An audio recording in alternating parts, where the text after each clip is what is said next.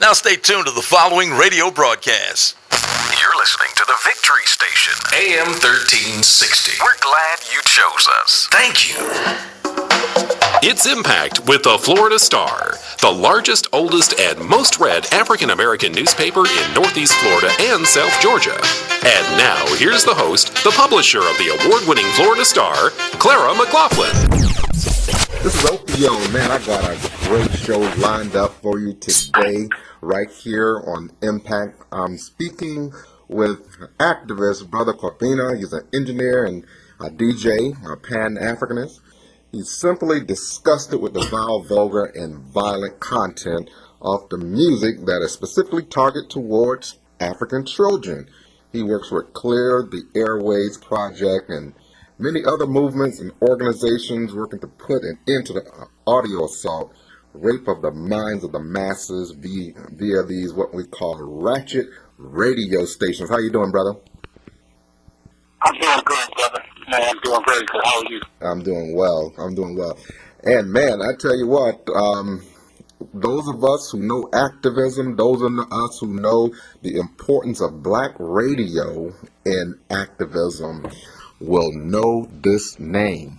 Our other guest, Mr. Bob Law. He's a legendary radio broadcaster, also a filmmaker, a small business owner, and a national political activist. He deals with the issue of race without apology in these various areas of media. How you doing, sir? I'm good. I'm glad to be with you. Great.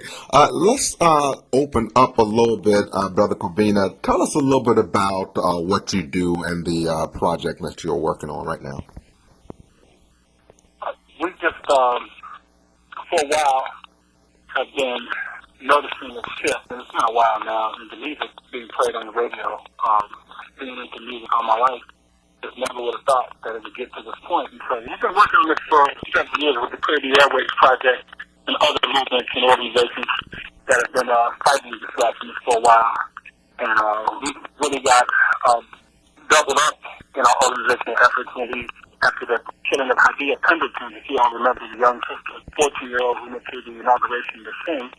And about a week later, at Dr. King High School, as a matter of fact, she was gunned down. And so we hooked up with a group of brothers and sisters out of Chicago, and we formed the Clear the Airways Project. And we've been going after sponsors of these radio stations and these radio stations, demanding that they, stop buying commercials on these outlets that target our children with destructive, horrible messages. Right. And, that's where it is now. And then we've been working with FEMA for a while, but we got back with them recently, and FEMA is a committee to eliminate media offensive to African people, which is pretty much what they're doing. So we hooked up with people of law from there, and now this is turning into a national connected movement. And we got some very important direct action that cities all around the country are going to be participating in on the 15th of October. We're asking the people to turn off killer radio. And so that sums it up right now. That's where we're at. And our goal is to get this crap off these radio stations by year's end, and that's too long. Tell us a little bit about some of the lyrics that you're hearing, and how is it different while they're playing it on black radio stations that are owned by whites, black radio stations that are owned by blacks, as well as white radio stations? What's the difference?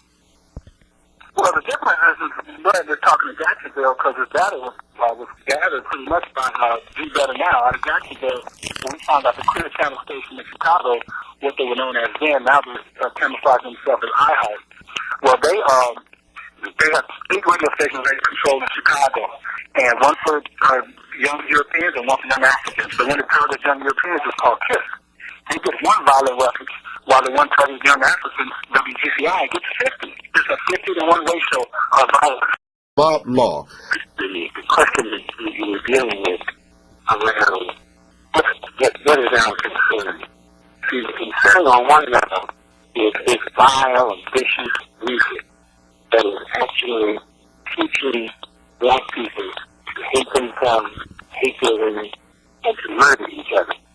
And we firmly believe that there is a direct correlation between the values and attitudes that are being promoted into the community and the behavior on the street in the community. We believe there's a direct connection. On one level. And on another level, we say, what's the difference? If you look at black music media, and you see black radio in the hands of all black radio began in the hands of white owners. It was WERD in Atlanta was the first black radio station in the country. Then came PPRs in Kansas City a few months later, owned by the still owned. But up to that point, all black music radio was owned by whites. And there was always two different policies. On black radio, music radio used to be targeted to teenagers, black and white. All music radio was targeted to teenagers. On white radio stations, there was a policy of the music, lyrics, and advertisements that they would broadcast. On black music radio, there was a policy as well. They would broadcast anything. So on white radio, there were no wine commercials.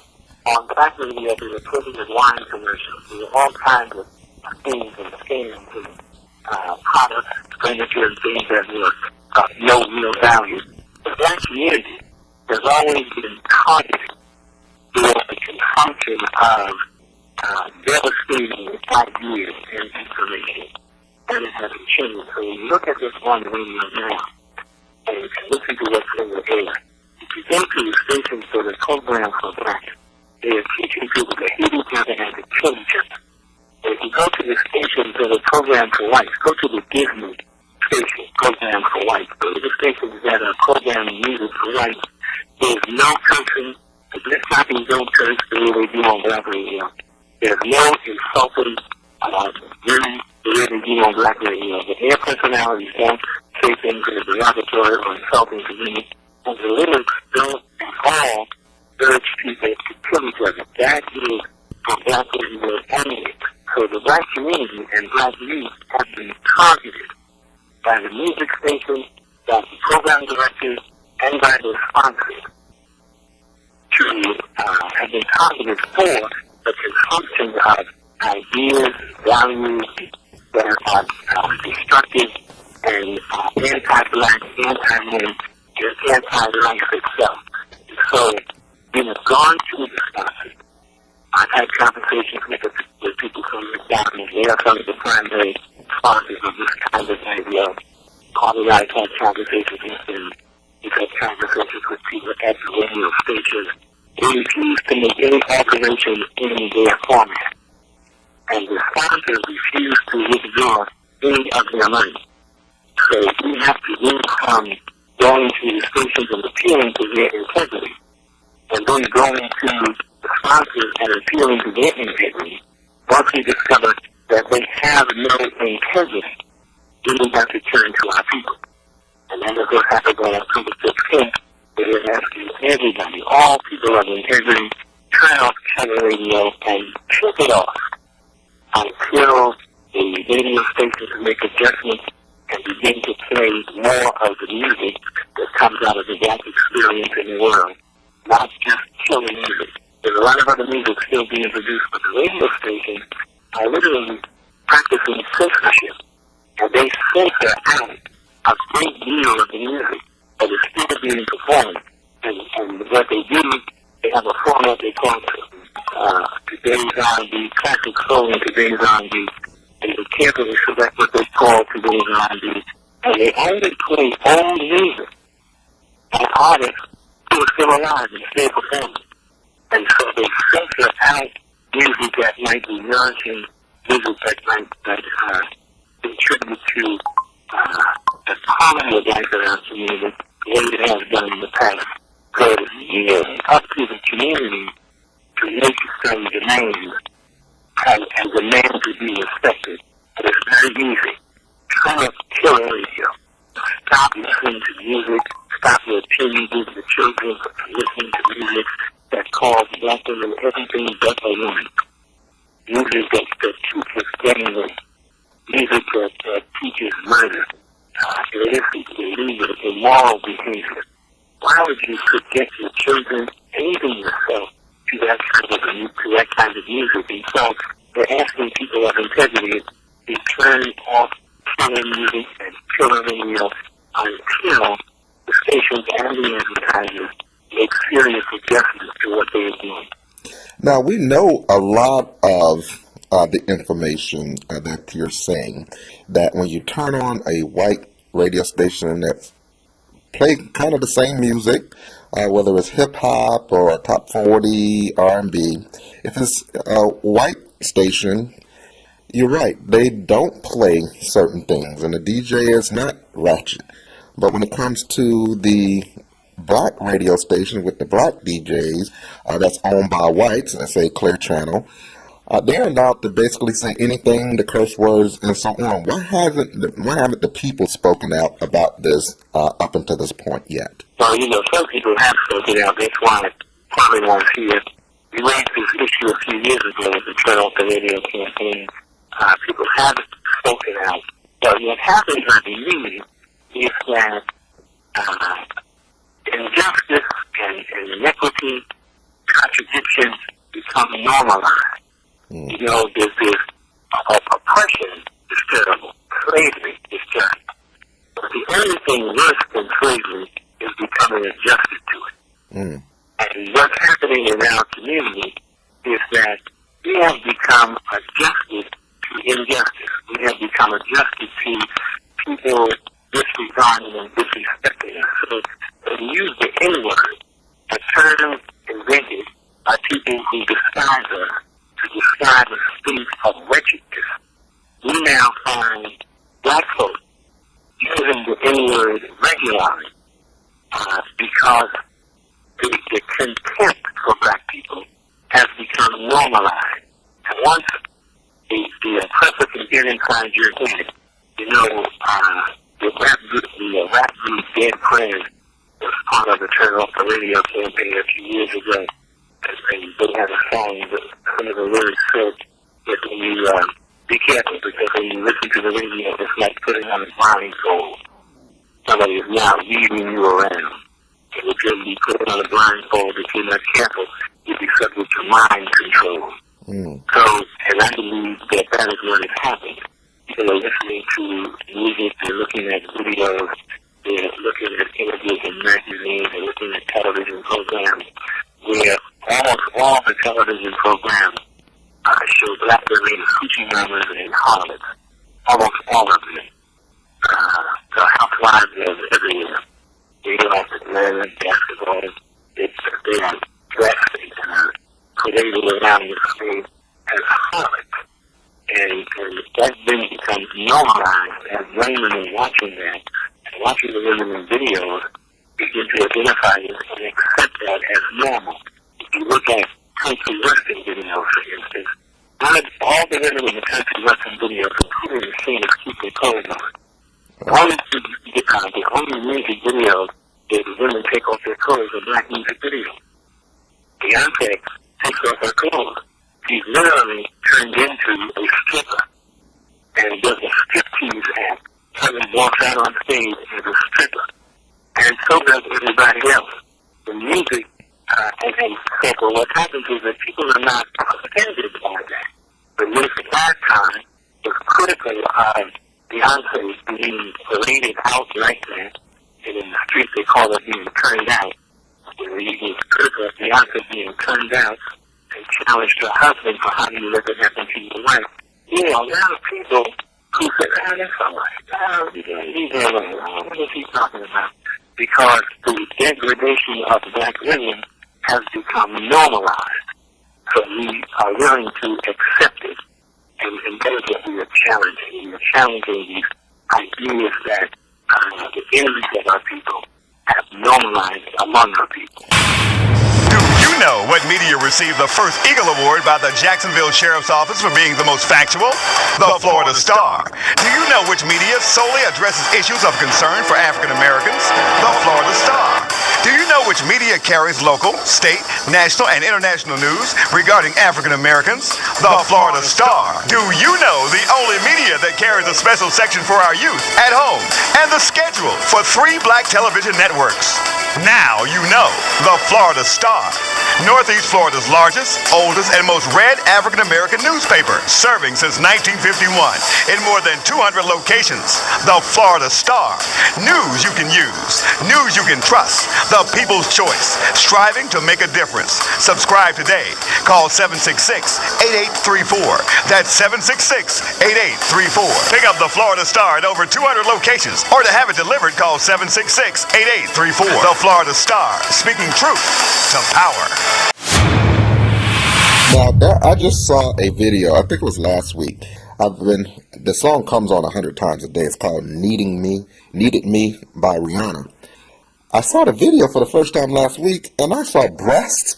I saw a matter of craziness on that video right in the middle of the day, and my kids were looking right at it. And my wife and I, we have this kind of thing that we do. If something pops up on television that we don't like, we just don't freak out.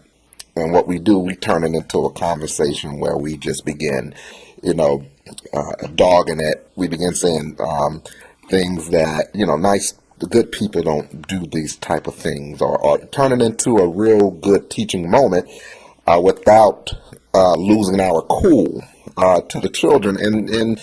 And also kind of checking them out and seeing how they are reacting to it and how they feel about it. And so we try to take the intelligent parent approach and not just run and jump up and go turn a TV off.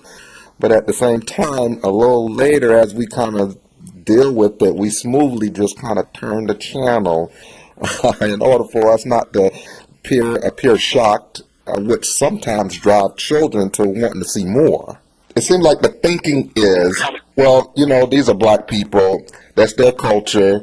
A lot of them in the culture want this type of music. And instead of saying, hey, but we won't play this during the daytime and in family hours, we can play this after 10 o'clock, after 11 o'clock. It seems like white executives kind of use black people to say, hey, this is what black people want. See, there's an appetite for violence in America, not just among black people. Mm-hmm. When you look at acid rock, other heavy metal stuff, the fights, the killings, and the shootings that take place at some of those concerts, and just the way America celebrates violence. But white parents don't have to monitor all radio and TV. White parents don't have to struggle with artists and sponsors and media outlets. They protect their own interests. Because they are white, they will do things to hurt black people. And they do things to protect white people.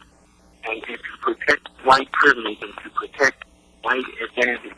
They do things because they are white. They do things to support the notions of white supremacy. So white parents don't have to take up the same fight. Look at some of these lyrics. There's one lyric where the young woman says that she's a Nazi. She wears black all the time. That she hates black. But she doesn't hate black. She uses the N-word. Take that same lyric, right? That she says, I hate the N-word. I'm a Nazi. I wear black all the time. And we take out the N-word and put in the word Jewish. If that song said, I'm going to give his whole mother heaven family, I hate Jews. I'm a Nazi. I wear black all the time.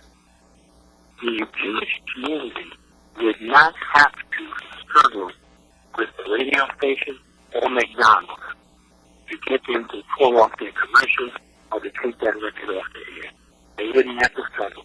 How much of this goes into the mindset of people who ultimately, like we've seen this week, a couple killings by police officers, how much of this constant diet of, hey, black people are ratchet, black people are violent, let's also tell other people that that's who they are. How much is this as a part of that? The difference is black people are committing murder and are murdering each other and are encouraged to do so and are influenced by their condition. White policemen are encouraged to commit murder that is sanctioned by the state. White policemen kill, or any policeman, even a black policeman, kills a black person. Be clear, you have never heard of a black or white cop shooting an unarmed white person, ever. Right. You've never heard of any of this. No white person reaching for his wallet or stumbling toward him. No black or white cop has ever felt threatened by a white person coming at them on any level. They've never shot anybody in the back. They've never shot anyone off. They've never choked to death an unarmed white boy. It is because they are white that they are in support of white supremacy, which teaches the degradation and hatred of black people. So it is not just the music that affects their behavior, but it is the social context within which we live, where everything suggests that black life, not only black life is of no value, but that if you take a life, if you are white and you take a black life, then you will be exonerated. In New York City, a young Asian policeman said that he accidentally shot and killed a young black man walking down the stairs in a housing project. He could not defend it. The DA got a conviction. The Asian community, the leadership, came to the DA and said, we do not want you to make a scapegoat of our brother. And the DA asked the judge not to sentence the white cop, just suspend his sentence. And he was a black DA. And the Asian said, we do not want you to make a scapegoat of our brother. So you see what they were saying? They were saying that if everybody else can kill black people, we want to be able to kill them also. If we kill them, they can't be arrested. Nobody else gets arrested. So why should we, one of our people, be arrested? One of our people cannot become the scapegoat, which is saying clearly that everybody else gets away with killing y'all. We do not want to have to pay the price for killing. We want to be able to get away with killing you also. Otherwise, we claim that you are making us a scapegoat. It is how black life is characterized in this society. So we are under attack from without. This particular campaign, however, Clear Up the Airways, recognizes the contradiction from within. We recognize also the violence, the contradiction, the aggression against our people coming from within the community, coming from people who are, as Malcolm pointed out, traitors to their race. We have a need to stop that. We're doing all the work we can to deal with the aggression against black people from outside the community, but we are intelligent enough to know that we have a responsibility to deal with and eliminate the contradictions that are coming from within the community at the same time. Do you know what media received the first Eagle Award by the Jacksonville Sheriff's Office for being the most factual? The Florida Star. Do you know which media solely addresses issues of concern for African Americans? The Florida Star. Do you know which media carries local, state, national, and international news regarding African Americans? The Florida Star. Do you know the only media that carries a special section for our youth at home and the schedule for 3 black television networks? Now you know the Florida Star. Northeast Florida's largest, oldest, and most read African American newspaper, serving since 1951 in more than 200 locations. The Florida Star. News you can use, news you can trust. The people's choice, striving to make a difference. Subscribe today. Call 766-8834. That's 766-8834. Pick up the Florida Star at over 200 locations, or to have it delivered, call 766-8834. The Florida Star, speaking truth to power. This is Opio. I am speaking with legendary broadcaster, Brother Bob Law. those of you who really know radio, I know you're excited to hear this brother talking on this.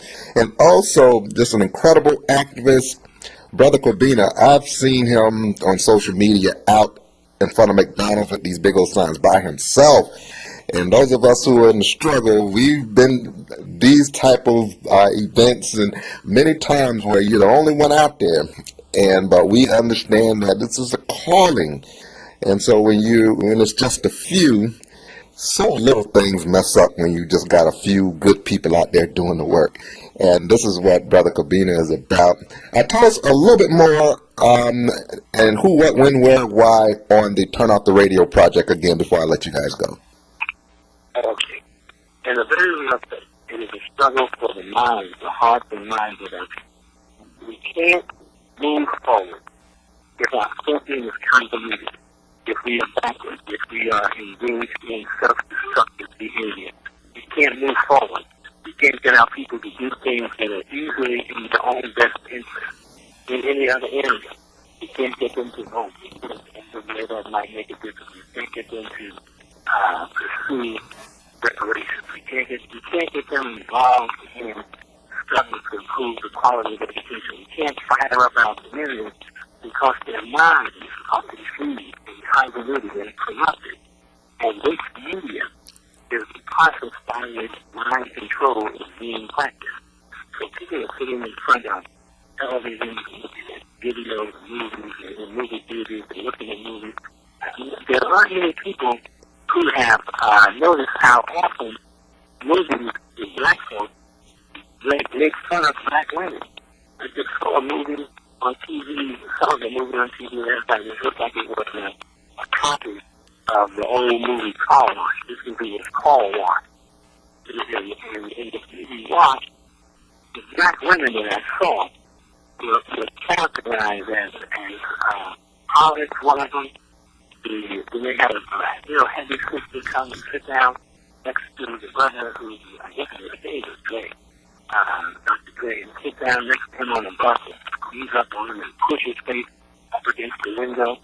And she's got this arrogant look on her face. You're going to say, why did they make that actress do that?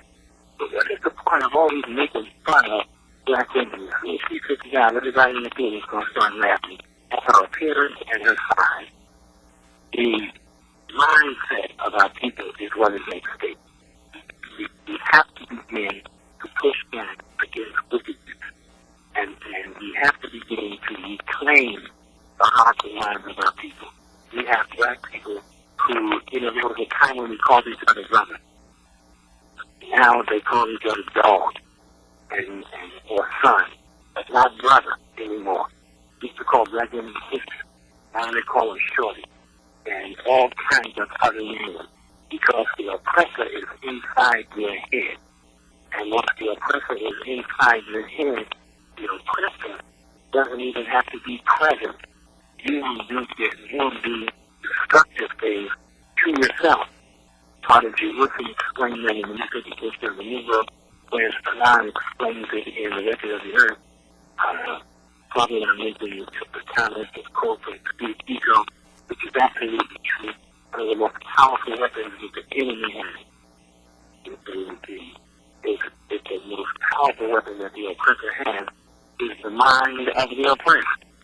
And so this telling is directly related and is a necessary stepping stone toward the success of every other struggle we are involved in at this point in time. They're having difficulty mobilizing. They come out in mass numbers only as a reaction to an atrocity. You can get 1,000 black folk in the street, but not if you just call them to come out and identify with an issue that is in our best interest. Only if there's an atrocity. Only if somebody shoots the brother in the back, people will be in the street. But, and that is because of how our thought process has been short-circuited by this media onslaught. And so this struggle, raising this issue, dealing with reclaiming the minds of our people, I believe that this is one of the most important struggles going on in this country at this moment. All right. Thank you, sir. This is Opio. I'm speaking to legendary broadcaster Bob Law and activist Brother Kwabena. And they have, on the anniversary of the Million Man March, October 15th, there's going to be Turn Off Tiller Radio Day. Thank you, brother. Appreciate it.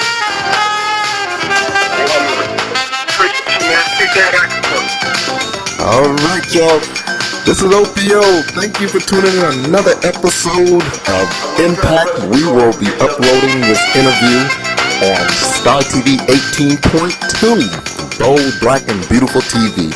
We will see you next time on Impact.